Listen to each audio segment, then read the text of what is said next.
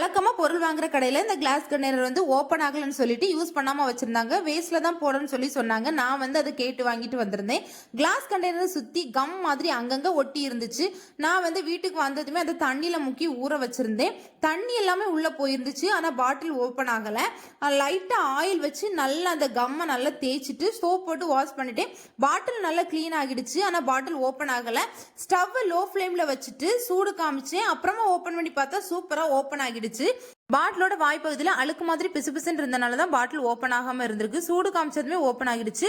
மறுபடியும் உள்ள சோப் போட்டு நல்லா வாஷ் பண்ணி நீட்டா எடுத்துட்டேன். ஜாரோட லிட் வந்து ரொம்ப துருப்பிடிச்சு போய் இருந்துச்சு. மறுபடியும் பெயிண்ட் பண்ணாம விட்டா மறுபடியும் ரொம்ப துருப்பிடிச்சிரும். சாண்ட் பேப்பர் வச்சு நல்லா தேய்ச்சி விட்டுட்டு சோப் வச்சு ஸ்க்ரப் பண்ணி தேய்ச்சிட்டு பிளாக் கலர் பெயிண்ட் பண்ணி காய விட்டுட்டேன். பாட்டில் வந்து 2 kg வரைக்குமே நல்லா ஸ்டோர் பண்ணி வச்சு யூஸ் பண்ணிக்கலாம். அதுல ஓட்ஸ் தான் கொட்டி விட்டேன். ஃபைனலா லிட் போட்டு பார்த்தா சூப்பரா இருந்துச்சு. என்னோட சேனல் பிடிச்சிருந்தா கண்டிப்பா சப்ஸ்கிரைப்